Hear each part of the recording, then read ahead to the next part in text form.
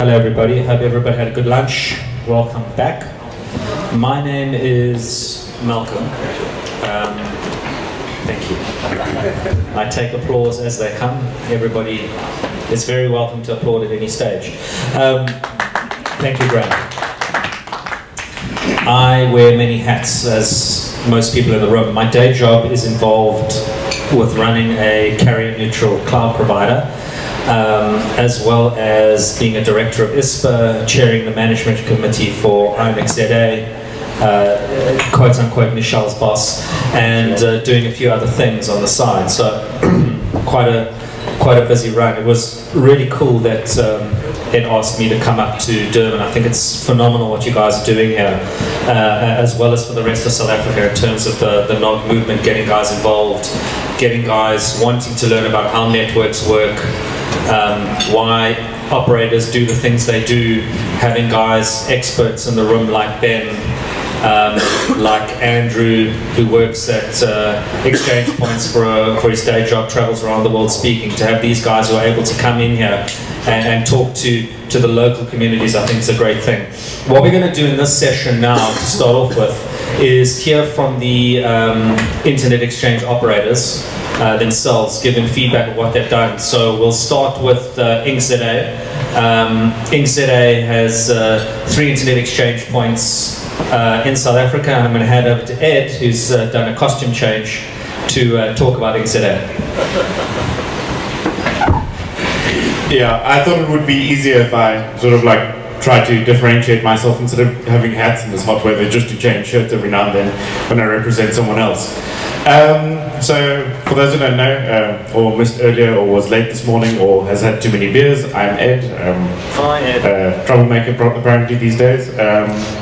For my other sins, other than being involved in NOG, I'm involved with INX-ZA. I am vice chair, and I think I'm head of the technical board, or technical committee. So for those who don't know, we run 3 community-run exchange points across the country. We've got one here in Durban, one in Joburg, and one in Cape Town. The one in Joburg is the oldest exchange point in Africa. It has been running since '96, which makes that, what, 22, 23 years. It's got a 100% uptime for no sort of unplanned outages over the last 22, 23 years. So I think that's something quite special. But what makes us a bit interesting is we're, as I said, a community-run exchange. The committees are voted by our peers. So it's, if you're a peer with us, you can go and decide, like, I don't like the fat bearded man on stage at the moment, I want someone else to represent our views.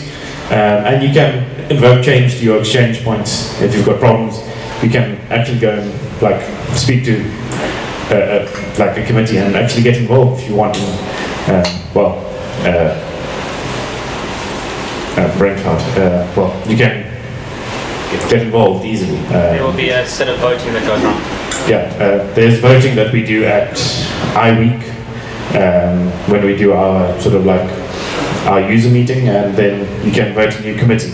So our committee has had, in the last couple of years, an interesting bunch of people. Some of our members, like our chair, doesn't even appear at the exchange point, but he is very involved with running it, which is cool. We've got industry experts scattered from everywhere. And yeah, we also then have a link to ISPA. We're part of ISPA, but also we run separately, because INX-ZA is not a registered organization. So they deal with our finances. They have sort of like, I don't want to call it an oversight role, but it's just a group, and well, they originally ran INX-ZA, and then we decided to split them apart a couple of years ago.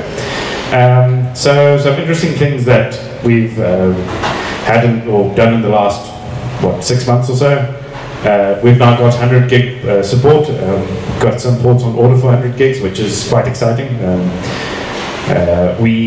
If you peer with us, or if you peer at the exchange point, you probably got an email from either myself or Michelle giving you access to our portal. It's kind of unofficially been launched. It's quite a useful tool.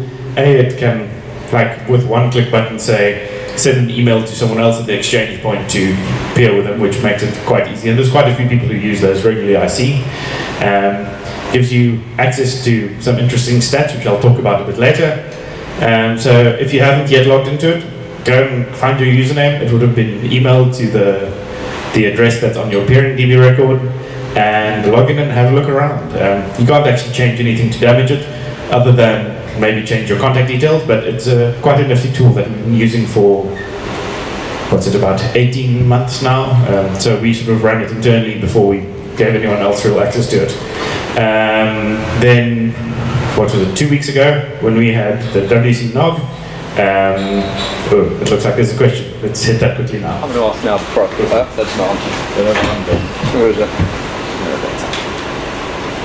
There we go. Right, okay. I'm going to ask now because I'm going to forget otherwise. Plans for using peering DB OAuth for that tool? Once it becomes stable, which is in version 5, which is supposed to have been released by the end of March, we will probably implement it after we've tested it internally a bit, but we will be using peering DB's OAuth eventually, as soon as it's available. Thank you. So one less set of details you need. So the next item was, about 2 weeks ago, we changed, or completed the change from our old peering fabric in Cape Town. We had some Unipers that were on for, I think it was 3,600 days or something. So we changed it to new equipment to support 100 gig, and in that process we changed the whole exchange to run VXLAN to make it a bit more scalable and manageable, because for those who don't know, all our exchange points are multi-site, so it's not just a case of like having a bunch of switches in one cabinet. It spans quite large chunks of Cape Town, Joburg and Durban. We have some RPKI validators.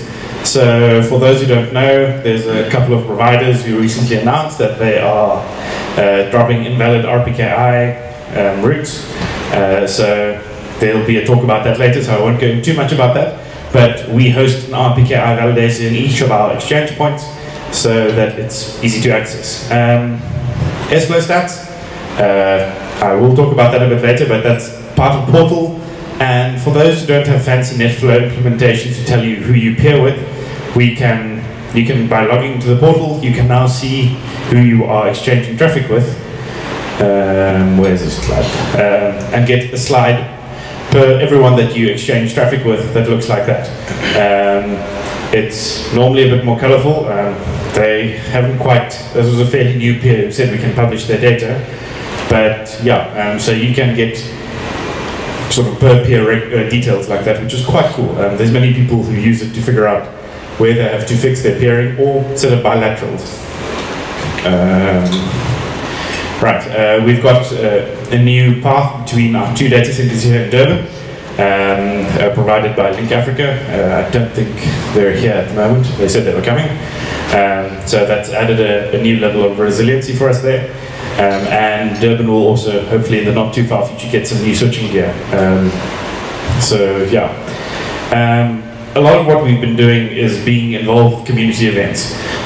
For those who don't know, it was an INX-ZA training session that happened in, I think it was May 2017, where there's a couple of faces here who came to that training session where we decided, hey, we need more reasons to drink beer because most of us liked each other and liked each other's company.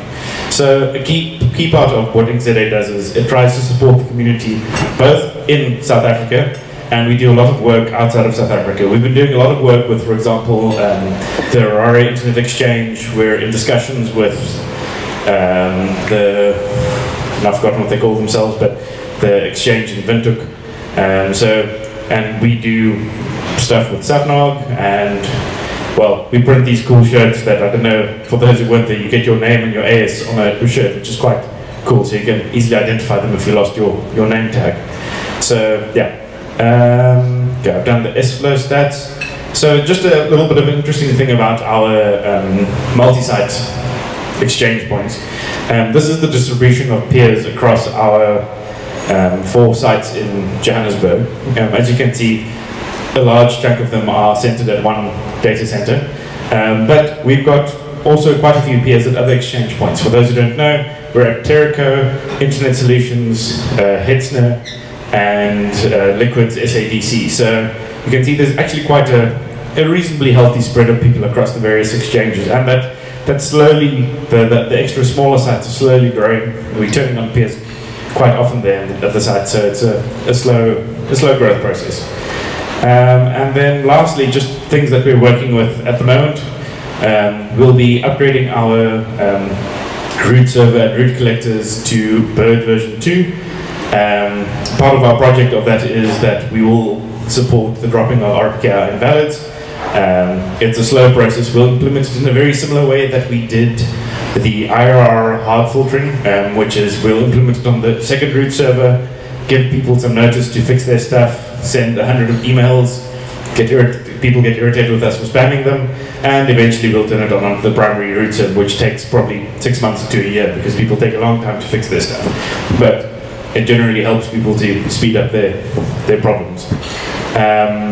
We will be moving Jinx from a VPLS setup to VXLAN. We've been having quite a few meetings trying to plan this. It's quite an intricate move. So yeah, that'll be hopefully happening in the next 6 odd months because it just scales much nicer as we add more switches to each of our exchange points. And then lastly, something I mentioned earlier from the KZNNOG side is training. We often get told we need to do more training, but no one tells us what to do training about. So yet again, please let us know what you would like training on. First week of May, we're doing, across the country, we're doing IR, RPKI and peering training, giving you some showing you some useful peering tools to figure out who you're supposed to peer with, and how you can automate some of these processes for yourself. So if you have any interest in that, which most of you should, please make a point to go and visit that training session. Durban and Joburg's dates have been finalized just because we all forgot that there's voting. The Cape Town date needs to move. I'm just trying to figure out to move it a day earlier or a day later, but we'll have confirmation of that pretty soon. So please sign up for that, and hope to see you all there soon. Any questions?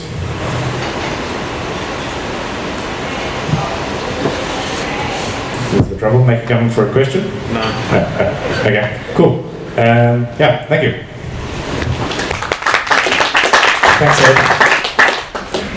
If there are any questions, Ed will give his home phone number on the table in front, and you can get hold of him later.